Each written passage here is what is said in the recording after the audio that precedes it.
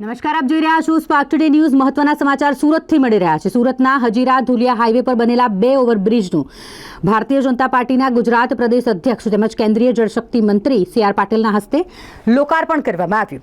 મંત્રી મુકેશ પટેલ પણ આ કાર્યક્રમમાં હાજર રહ્યા હતા। બુડિયા ચોકડી અને ગભેણી ચોકડી બ્રિજનું લોકાર્પણ કરાયું છે। 40 કરોડના ખર્ચે તૈયાર કરવામાં આવ્યા બ્રિજ સુરત શહેરના લોકોને હાઈવે પર થતા ટ્રાફિક અને અકસ્માતમાંથી જેના થકી મુક્તિ મળી રહેશે। નેશનલ હાઈવે 53 પર 2 બ્રિજનું લોકાર્પણ કરવામાં આવ્યું છે। નેશનલ હાઈવે દ્વારા નિર્મિત આ બંને બ્રિજ અહીંના લોકો માટે ખૂબ જ મહત્વના હતા। કેન્દ્રીય મંત્રી નીતિન ગડકરી દ્વારા આ બ્રિજનું કામ કરવામાં આવી રહ્યું છે અને કારણે લોકોને વધુ સમયનો બચતો થશે અને સ્પીડ પણ વધશે। જે અકસ્માતો થતા હતા તે પણ હવે નહીં થાય। આ બંને બ્રિજોનું લોકાર્પણ મંત્રી અને સાથે જ ભાજપના પ્રદેશ અધ્યક્ષ સી.આર. પાટીલ દ્વારા કરવામાં આવ્યું છે।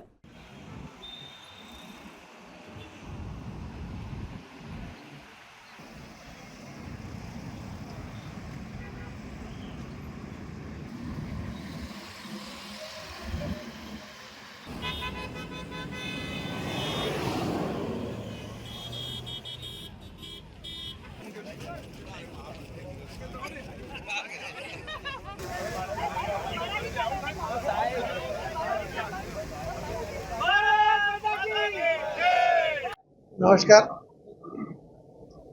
आज नेशनल हाईवे नंबर 53 ઉપર 2 બ્રિજનું લોકાર્પણ કરવામાં આવ્યું છે। નેશનલ હાઈવે દ્વારા નિર્મિત આ બંને બ્રિજ આ વિસ્તારના લોકો માટે અત્યંત મહત્વના હતા।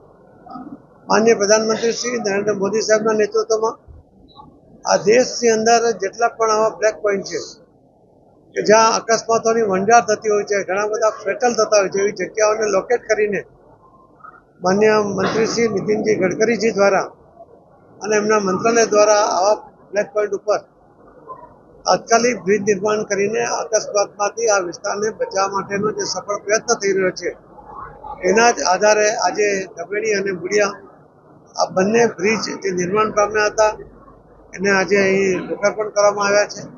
આના કારણે લોકોની સુવિધા વધશે, લોકોની સ્પીડ પણ વધશે અને અકસ્માત જે વારંવાર થતા હતા એમાં નહીવત અકસ્માત થવાની શક્યતાઓ હશે। કદાચ કોઈ માનવ ભૂલને કારણે થઈ શકે, પરંતુ હવે એને કારણે જે અકસ્માત થતા હતા એ ન થાય તો હું ચોક્કસપણે માનું છું।